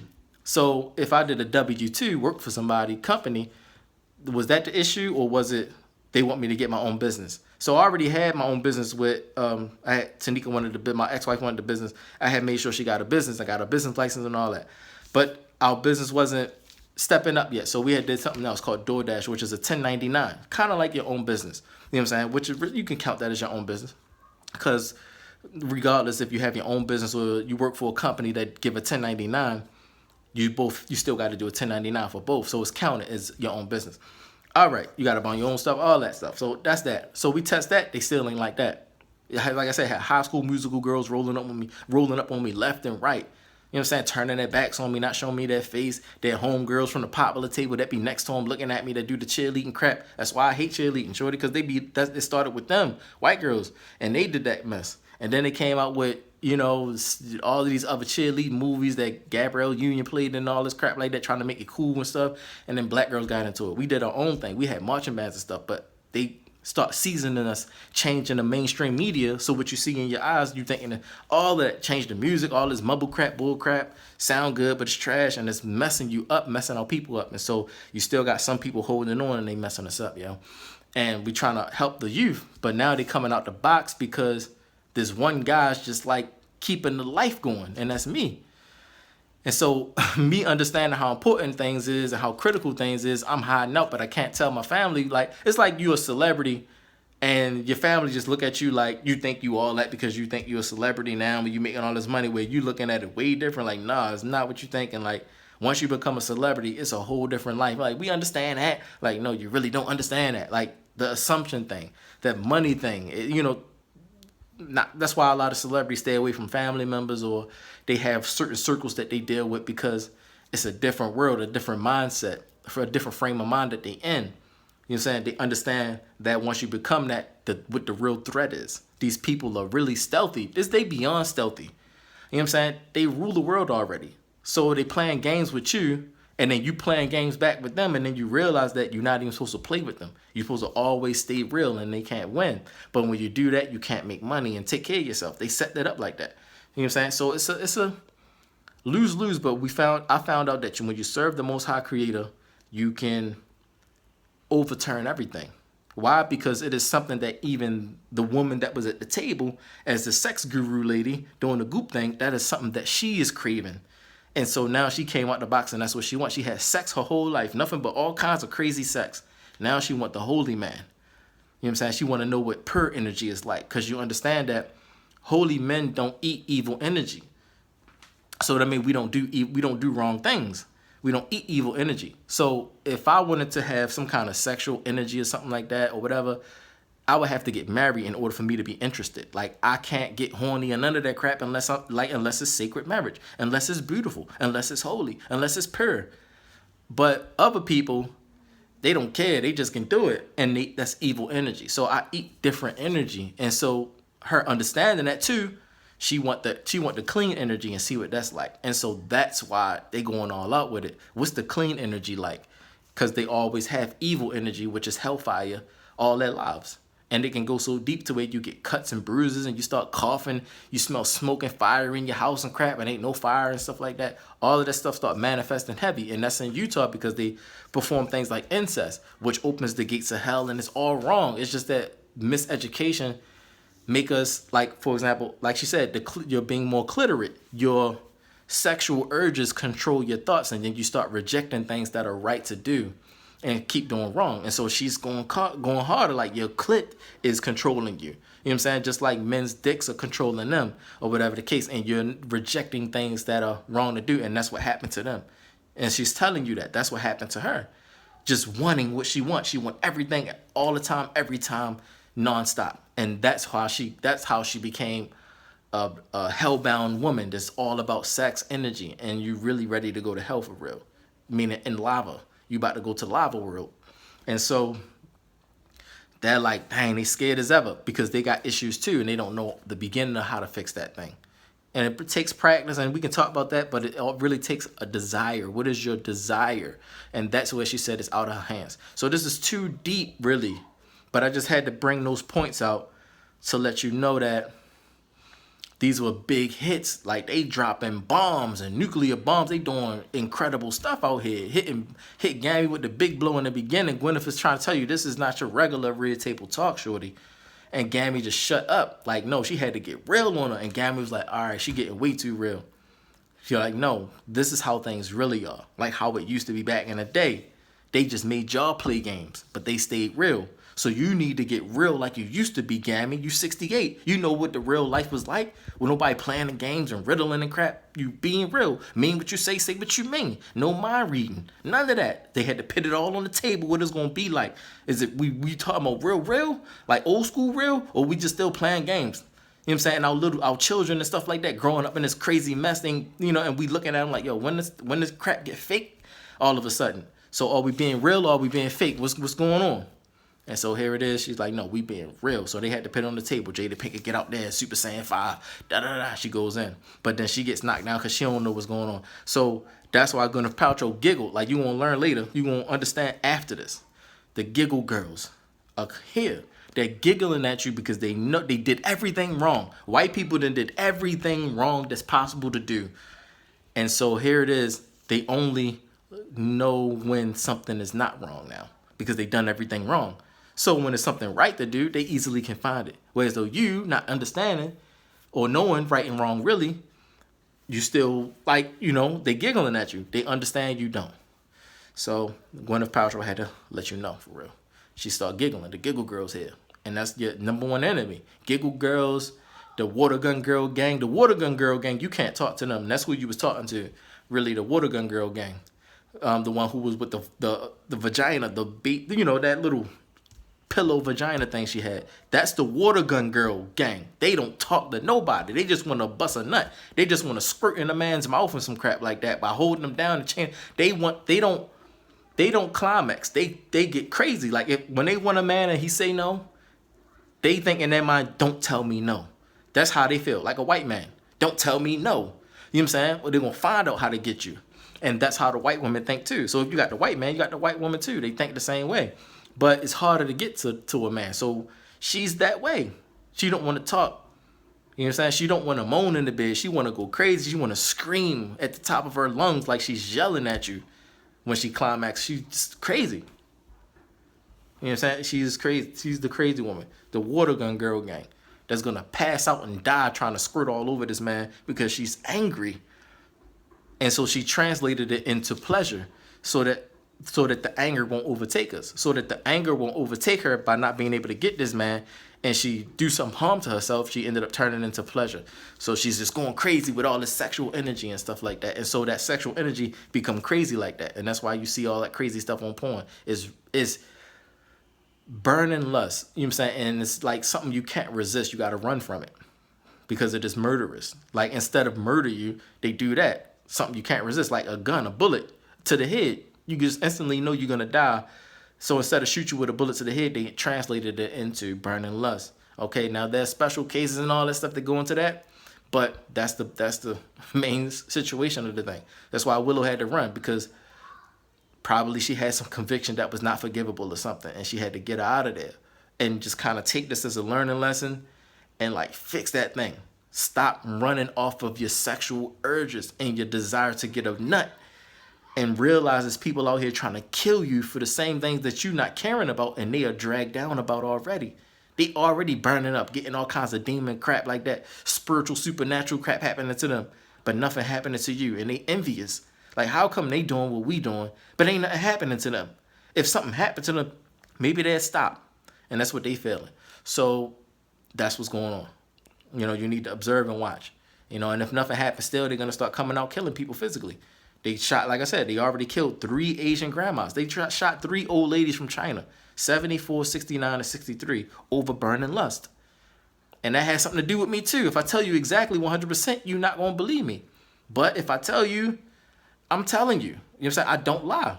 I don't lie, yo. So that's what happened. I went to Atlanta, applied for a job at Comcast, ended up telling the guy, whatever the case, filled the application out. He said, all right, come the next day. Come the next day. And I got fired the very next day. I ain't even do no work yet.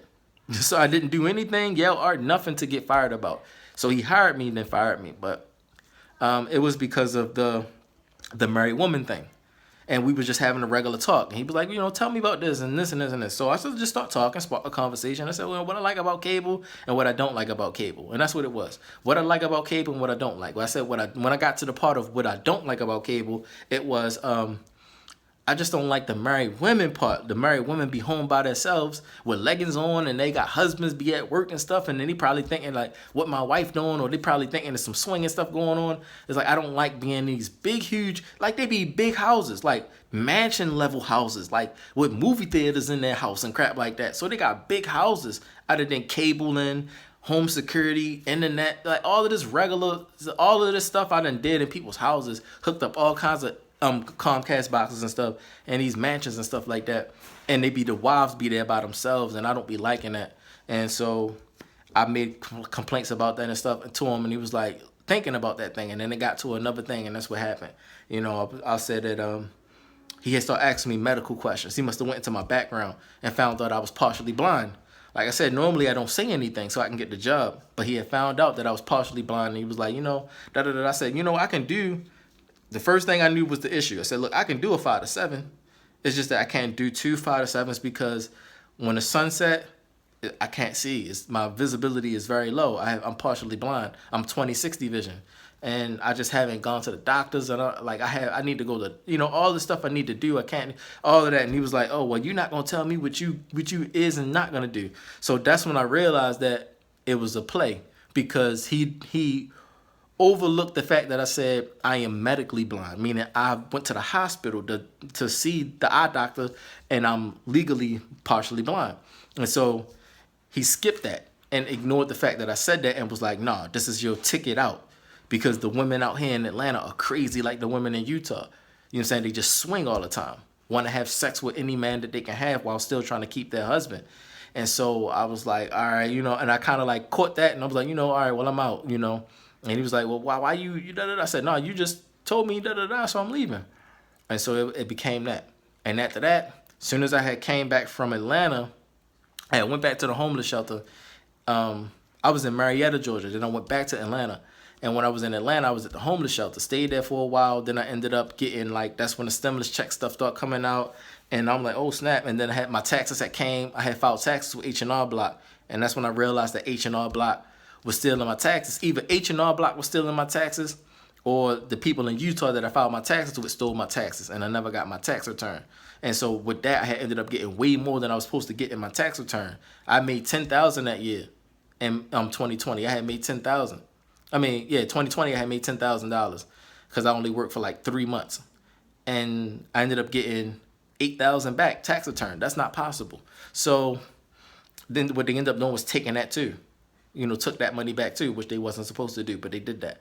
And so all the stimulus stuff and stimulus checks and all that stuff helped me get back to Baltimore.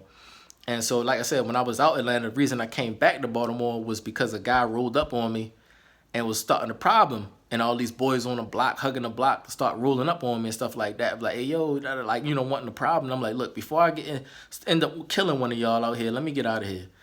So I couldn't even be homeless. So it was crazy, yo. I was just out there. So after that, I'm back at my aunt's house where I'm at now. And I kind of like still thinking how I can get to my daughter, because I had heard that my ex-wife was in Atlanta. And so I went to Atlanta, but I don't know if she's in Atlanta or in Utah. I don't know where she at with my daughter. So I'm just trying to get to my daughter, shorty. And so that's all that's going on with that.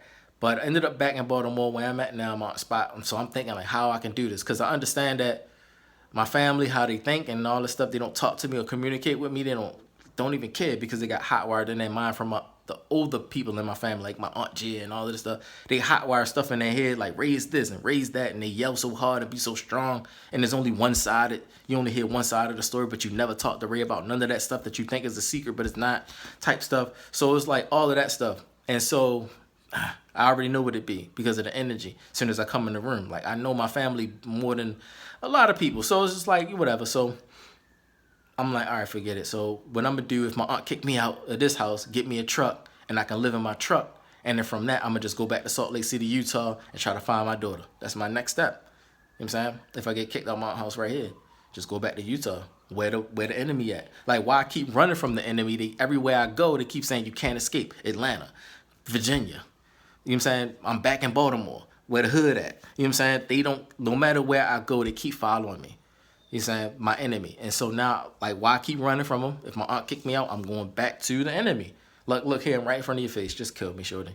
Because I know that's what it is. You pulled the gun out on me while I was at work. Just do it again and kill me this time. You know what I'm saying? I'm tired of playing this game. I'm tired of Earth. I'm tired of trying to be a good man for people. And no matter how hard you try, you can't be. You always looked at some kind of way because of some bad images that people, like, because of other men, you get looked at the same as them without people even talking to you or knowing you or communicating with you, going off of parents. So I'm like, I'm tired, shorty. My mind too big for it.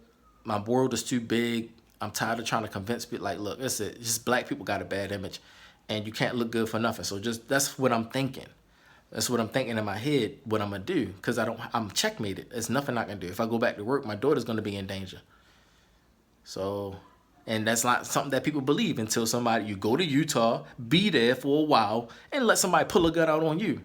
Because I didn't believe the guy Joe when he told me. I'm like, man, whatever. So I just kind of like brush it off, whatever. Then it happened to me. And this happened to the Latinos out there. The Latinos out there, they sticking together. They called me an essay. The reason why they called me an essay is because I'm an enemy to the white people, those people that's running things, pulling guns out on people while you working in the middle of working. Look, I'm in the middle of working, yo. And you go work somewhere. Go do work too. Like, you work there, I work there. We both got the same shirts on, the same company. Why you not doing work? How you bring a gun to work and you ain't bring no tools and equipment to work, to do work? Like, what you come to work for then? You must don't need a job or nothing, yo. You in here shooting people, pulling guns out on people. So I didn't think to say anything. It was so crazy. And he was so comfortable with it. I said, this must be like that in this whole entire state, that this white man could be so comfortable pulling a gun out on me. So look, let me just not say nothing at all till I get comfortable enough and safe enough to start bringing this thing out. And that's when I start bringing it out, start getting crazy. And I waited till the pandemic. It was crazy, yo. It's crazy, yo. But I couldn't get really help at first, or was no help really, because nobody was understanding, not communicating with me. And I had to like tell my family that, like, yo, talk, because you'd be surprised what you hear. Or you'd be surprised what I say out my mouth if you just talk, yo. But they not talking. Thinking I probably just, like, if I leave this house, I just went down the street somewhere and came back or something. Like, or I went around the corner, or I went to the east side of Baltimore. Like, no, I've been places. People after me, yo. I'll be like, look, I just came from the Philippines, yo. That's a 16-hour flight from here. And they probably thinking I just went down the street to Taco Bell or some crap and came back. Like, nah, yo. It's crazy, yo. So with that said, that's Blood Red Table Talk. Blood Red Table Talk with Gwyneth Paltrow on there. And that's the most critical one. That's why Willow Smith had kind of like clued that thing to me. She had sent it to me to my Facebook. And like I said, she was in Baltimore when they had did that Blood Red Table Talk. She was in Baltimore, here where I'm at now. Kind of like the fire hit them, and they was like, oh snap. And then it's like they wasn't taking it serious. Like, what? Then it hit them so hard that they got on their toes and start moving. And so that's how it is. But the regular people, you're just gonna be harder to get through to them. Those the ones that you gotta hit like I got hit. Like, you gotta actually go to that job, be an employee, do something that's impossible to do. Like, literally say to their face, I'll kill your daughter if you go to work to take care of your daughter. Something that's not even English, something that's impossible to say. You gotta do that. Then something that happened to me. And those be the learning lessons. Don't get too mad at people, but just understand that people just don't understand things like that can be possible. And when they realize that it's people out there like that that's really after us, and they think peaceable, then they can know what to do and know how to feel and how can I say, unify better. Black people can unify better instead of fighting each other, killing each other, thinking things just go to work. Those days are really over for real. But with that said, this is long enough video. I said too much already, or I said just enough that Jada Pinkett Smith, my cousin, can kind of like feed off of. And I keep saying that for a reason, so people can like kind of not wiggle in that thing. This is a family affair. It's not just, oh, this random guy keep saying Jada Pinkett Smith. This is a family affair. This is completely linked to our blood on my mother's side. So it's a very, very severe thing, even though we never met or nothing like that. But she was already famous by the time wasn't going to meet anyway. My mother met her, and they used to play and stuff outside and stuff like that, when they was young and stuff. But I don't know how the relationship was between my mother and Jada Pinkett Smith, or how often she saw her and stuff like that. I don't know that stuff. I wasn't even born yet. But my mother and them was on Gold Street. They lived on Gold Street. And I was born, I remember being 3 years old on Gold Street, and that's all I remember, Love sitting in the doorway when it rained. That's it. I don't remember nothing else. But that was North Avenue, like around Santon area. And that was when I was 3, so who knows when they was younger and stuff. They can tell you that stuff. You have to talk to my mother. So with that said, all right, holla at y'all. Shalom, shalom.